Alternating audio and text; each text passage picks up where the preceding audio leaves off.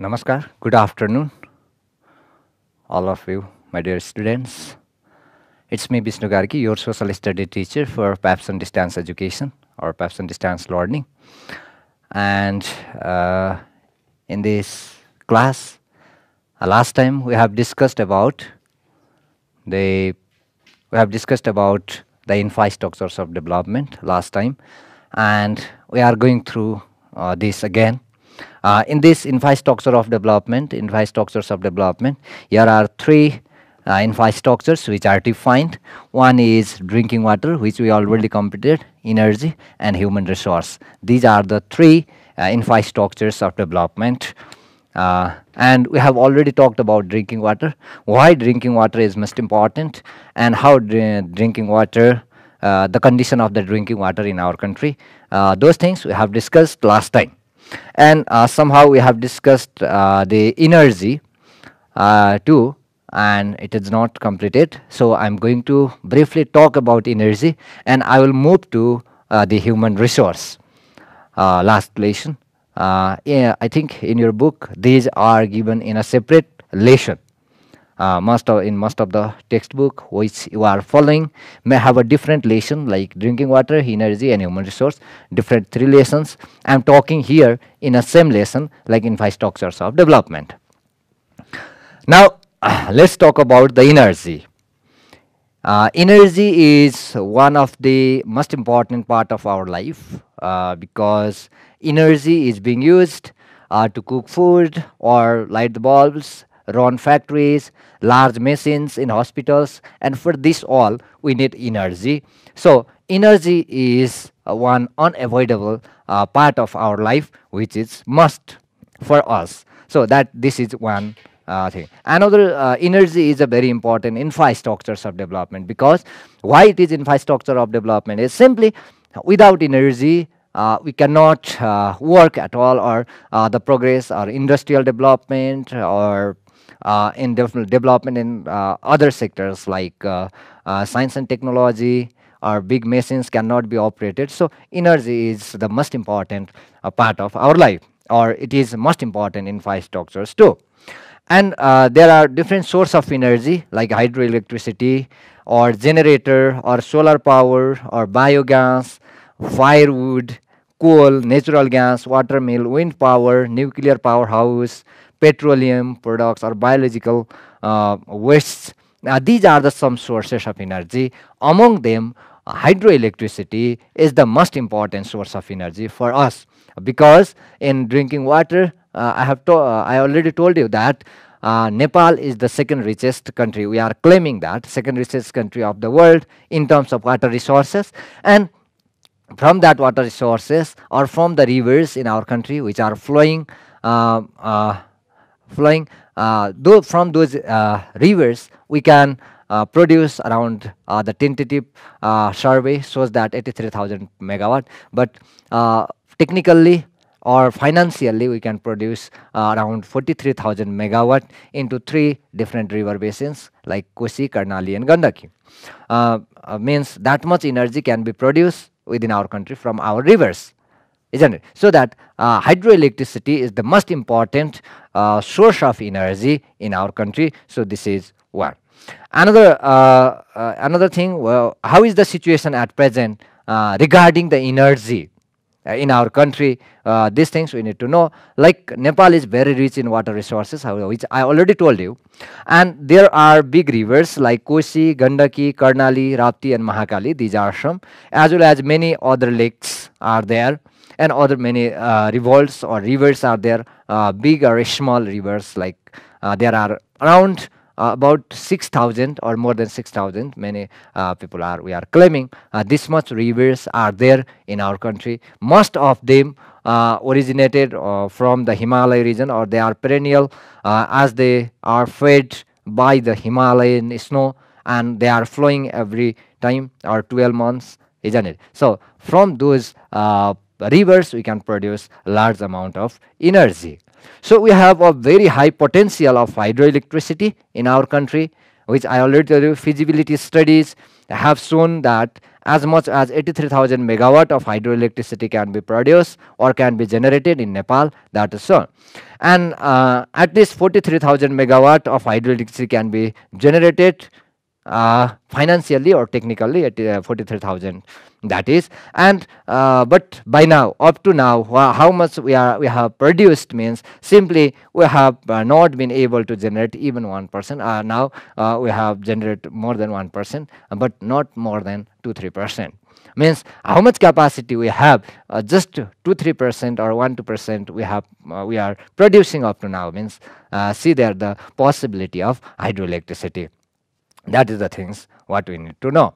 And if you talk about energy or the development process of the energy, the very first one is Farping hydroelectricity project. Farping was the first produced 500 kilowatt electricity was produced from the Farping. That was the very first hydroelectricity in Nepal, which was produced in 1965 BS.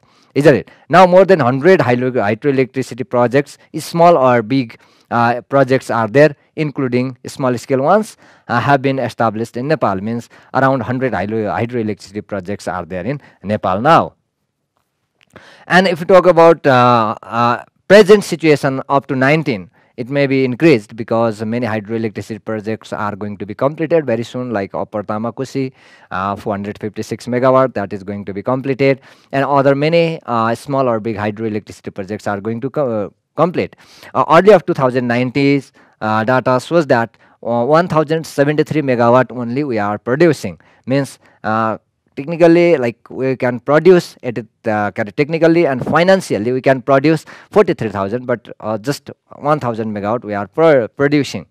And total installed capacity of hydroelectricity is 1073. And the largest one, the biggest one is Kaligandaki A, 144 megawatt is the biggest project of the operating hydropower projects of Nepal so far. Up to now in operation, means the biggest project is the Kaligandaki. And like if Upper Tamakusi will be completed, that will be the biggest one, because that is going to be completed very soon, isn't it? Very soon the Upper Tamakusi is going to be completed, and from that Upper Tamakusi 456 megawatt hydroelectricity can be generated. If we are able to generate or complete that very soon, or in the stipulated time or given time, within the time frame, our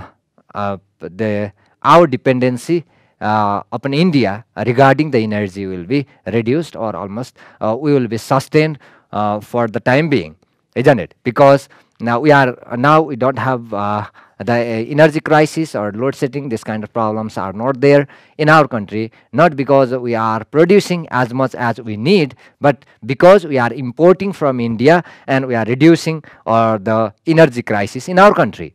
So if Upper Tamakusi will be completed, and we will be sustained ourselves, that is the very most important hydro electricity project in our country.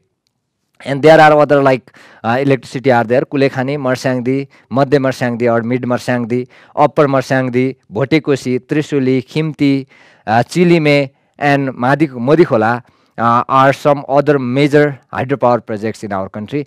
These are, and there are other hundreds, dozens of other projects are there which are small scale.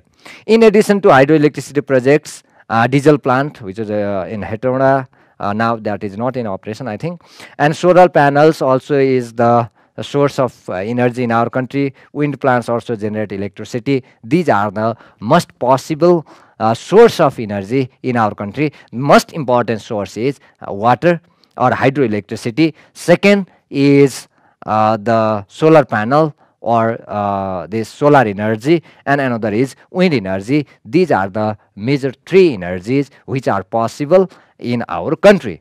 We need to understand this. And you can see there here 10 major hydropower projects of Nepal, like Kaligandaki, I already told you, 144 megawatt. And that completion year also is given there.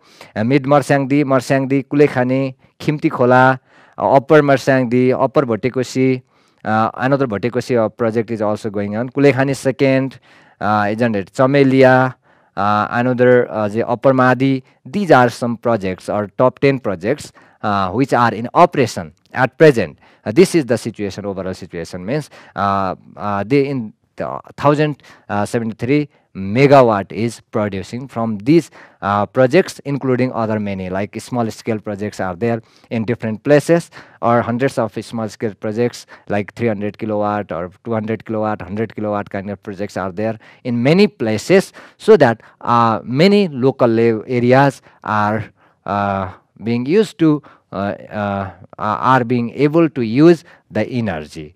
This is what the energy is. Means why energy is the most important source of the or most important infrastructure of the nation. That things we need to understand. Because without energy, or if there is the energy shortage in the nation, there will be lots of problem regarding the development of industry, regarding the trade or business, many things, isn't it? We cannot operate big machines. Even at present, most of the time we have used the large machine in construction, isn't it? And those machines cannot be operated if we don't have energy, isn't it? It means for the development of industry, for the operation of the machines, isn't it? Even for the construction work or other many areas for trade, business, and each and everything. Imagine that energy is there, so you are able to watch the television. If energy is not there, you cannot watch the television. The process, this learning process we are going through, this online or distance education, this process, it won't be there if energy is not here. Isn't it? If we don't have energy, imagine that. Is it possible to learn like this? Obviously not. If energy is not there in your place, means you cannot watch this program or this learning. You cannot learn from this class in your place too. It means energy is the most important infrastructure of the development. That is the things we need to understand. Another infrastructure here is like human resource. In the very first lesson, I have talked about the human resource. When we talked about the development, we talk about the human resource. Why human resource is the most important infrastructures, we have talked there too. And now we are going to talk again about this. And that time we have talked about the resources of the development: human, natural, and financial. These are the three resources of the development. Now we are being very specific to the human resource only. We are going to talk about human resource only here in this lesson. Okay भाइ बहिनीहरू, अब हामी यो human resource भनेको चाहिँ मानव संसाधन, human resource भनेको चाहिँ हामी भनेको एउटा मानव संसाधन भनेको हामी हौँ हैन, सिम्पली. अब विकासको पूर्वाधारका रूपमा किन मानव संसाधनलाई लिइन्छ त भन्दाखेरि, सामान्य रूपमा मैले भेरी फर्स्ट लेसन, त्यो सुरुवातको lesson development and its process पढ्दाखेरि हामीले भनेका थियौँ विकासका लागि तीनवटा स्रोतहरूको आवश्यकता पर्छ. एउटा मानवीय स्रोत अथवा मानव संसाधन, दोस्रो आर्थिक स्रोत, र तेस्रो प्राकृतिक स्रोत. त्यसमध्ये पनि मानव स्रोत चाहिँ सबैभन्दा महत्त्वपूर्ण हुन्छ. किन मानव स्रोत महत्त्वपूर्ण हुन्छ भन्दाखेरि, त्यो फाइनेन्स, त्यो आर्थिक स्रोत जुन छ र त्यो तिम्रो चाहिँ प्राकृतिक स्रोत, यो दुईटा स्रोतहरूलाई मोबिलाइज गर्ने, त्यसलाई चाहिँ प्रयोग गर्ने, त्यसको युज गर्ने, त्यसलाई प्रोपर युटिलाइजेसनमा लाने अथवा एउटा व्यवस्थित प्रयोग गर्ने चाहिँ मानव संसाधनले नै गर्छ अथवा मानव स्रोतले गर्छ. त्यही भएर मानव स्रोत चाहिँ के हो भन्दा ह्युमन रिसोर्स चाहिँ सबैभन्दा महत्त्वपूर्ण विकासको पूर्वाधार हो. यदि मानव स्रोत छैन भने विकास सम्भव हुँदैन. त्यही भएर यसलाई चाहिँ human resource is the most important resource of the development. We need to understand this things very first. And what is human resource then? Let's come to the point. Human resource means we are the human resource. People who are available for the job are called human resource. Or we can say labor force or manpower, also called human capital. It means the person who are available for the job, for the certain work, isn't it? Those are known as human resource, or we can say human capital or labor force. Human capital means, I already told you, There is a financial resource, natural resource, and human resource. Human resource भनेको capital, मानवीय सम्पत्ति, human capital means, and which is helpful or which is used for the mobilization of the remaining two resources, isn't it? So human resource simply means we. Humans are the human resource who can or who are available for the job or who can work, isn't it? The person who are able to work are the human resource. The person who are working in a certain field are the human resource, isn't it? Human resource means healthy, skillful, and experienced human resource. Healthy, who can work, who can contribute for the development. Healthy means health. You have studied in EPS or health. To be healthy means physically, mentally, and socially. If any persons who can contribute for the development, who is healthy, physically, mentally, and socially, and contribute for the development, those are known as the human resource. And this human resource can be categorized into three types. It means the human resource can be categorized into three types. One is unskilled, another is semi-skilled,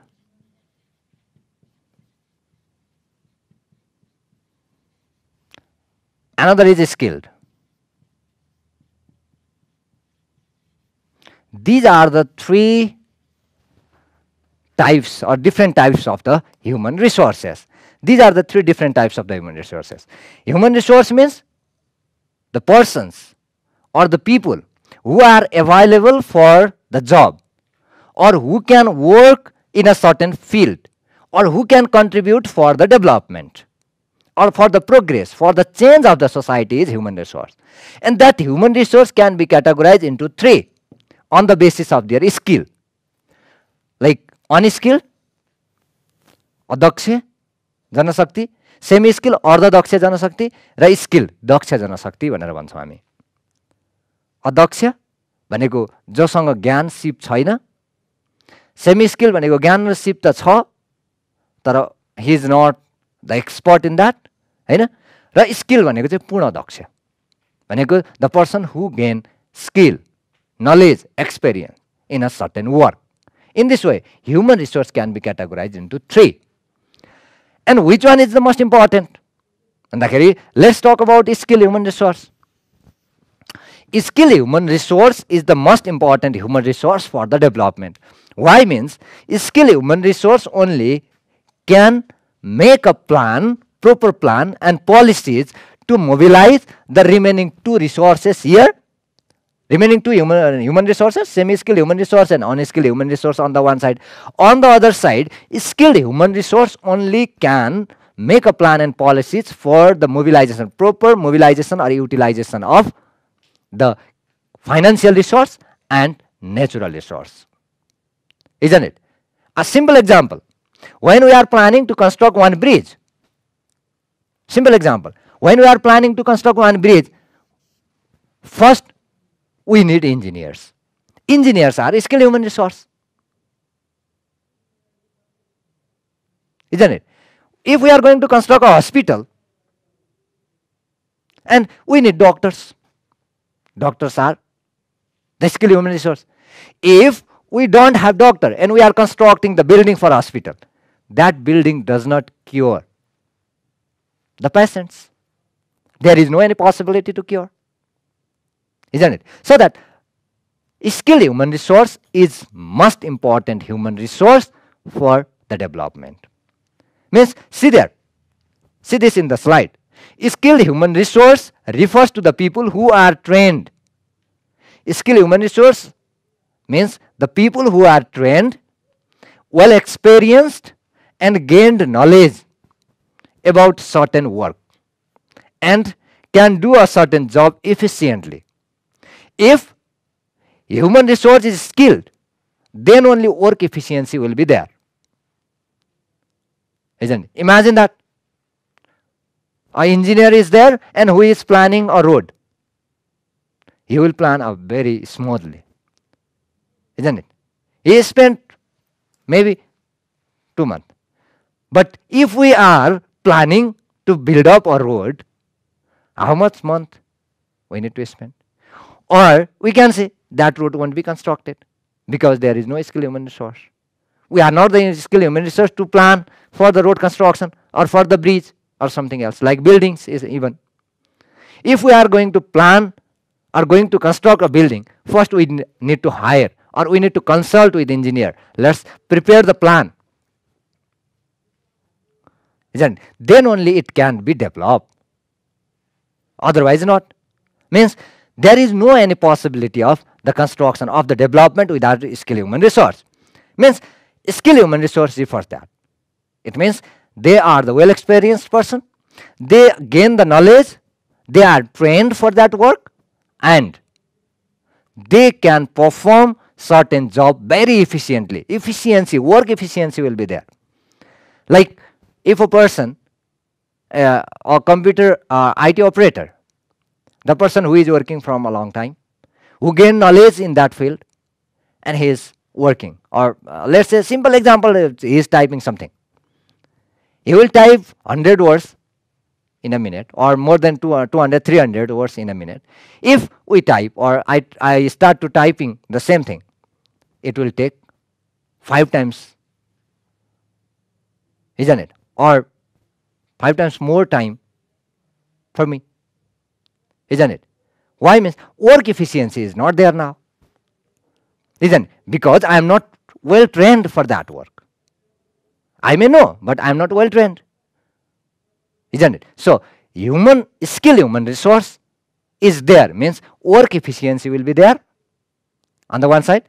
On the other, the plan and policies will be prepared well. See there, if an engineer plan for the construction of the bridge, that will be perfect. If we plan for the bridge, that won't be, because we don't have knowledge, isn't it? To make plan, policies better, or to bring the work efficiency in an organization or in a development work or everywhere, not in a certain place, 1 or 2 places, everywhere. What we need? That we need skill human resource. So skill human resource is one type, or which is most important in 5 structure of development. Another is semi-skilled human resource. Now see here, semi-skilled. Semi-skilled human resource does not require advanced training. Semi-skilled human resource also is required. This is, it does not mean that semi-skill is useless. Semi-skilled human resource also is required for the development, but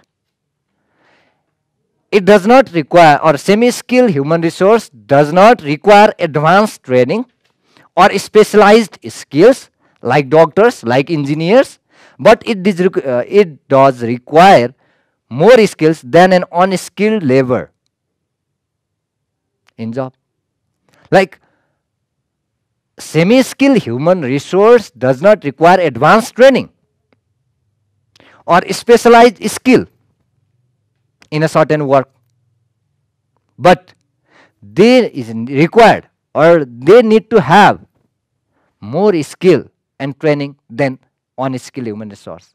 Means they are more skillful than unskilled, but they does not have, or they don't have advanced training, or they don't have the capacity or quality or knowledge as much as the skilled human resource have, isn't it? The type of skill necessary for these are not complex, but usually include the ability to monitor and perform repetitive tasks. It means semi-skilled human resource means they need to have a certain skill, training or knowledge regarding some work, but that's not complex, isn't it? But usually that include the ability, or that semi-skilled human resource should have the ability to monitor something which is ordered, which is required for the organization, isn't it? and perform the repetitive tasks. भनेको today the person is working the same thing, tomorrow they will work. If they need to work something new, they will be trained again, isn't it? If they require to do something new in an organization, they will be provided the training. And who will provide the training means the skill human resource which is available there. They will provide that, isn't it? So these are the semi-skill human resource also are useful for the development or for any organization. Like for example, who are the semi-skill human resource then? For example, of those type of jobs includes like truck drivers or drivers at all, retail salespersons,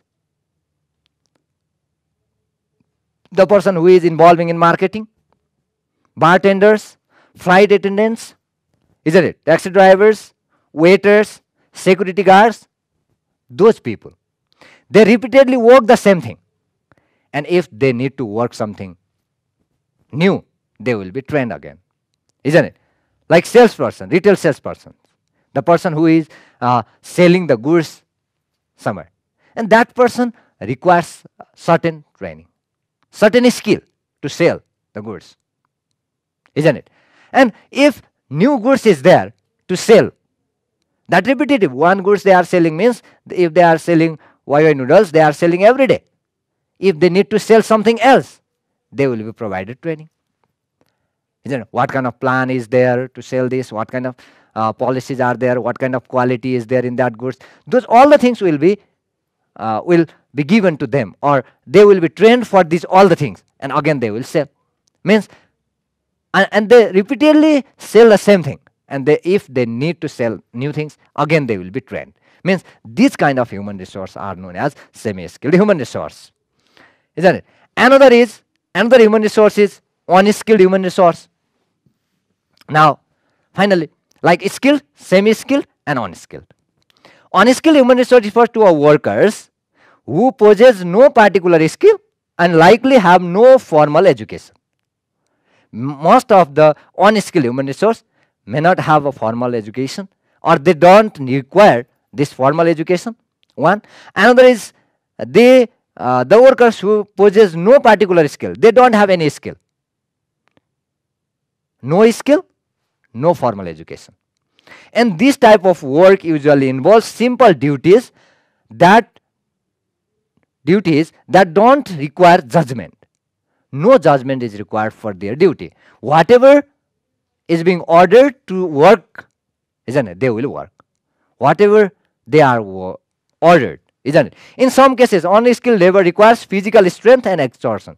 Means the unskilled person should be physically healthy, isn't it? That is required. A few examples of this type of jobs still around include grocery clerks, maids, fast food workers, janitors, or parking lot attendants. They should have a physical strength. Physically, they should be healthy, and that is required for them. Means this is unskilled human resource. Means, see here, these three types of human resources are there. How is the condition in Nepal? Means in terms of skilled human resources, our condition is not well developed. It's not good at all. Semi-skilled somehow, and our institutions are not much strong to develop skilled human resources. They don't have this, isn't it? If you see the overall situation of our country in terms of human resource development, we don't have proper planning. Our government still is not preparing a proper plan for the human resource development, skilled human resource development, and that's all. Our condition is not that much strong regarding the human resource at all. We have a sufficient human resource, but for the work efficiency and all, we need to have a skilled human resource. In terms of skilled human resource, our nation is not that much strong. This is all about the infrastructures of development in the nation. Okay, time is over. Thank you very much for being with me, and in next class we will discuss another topic. For today, let's say bye-bye. Namaskar.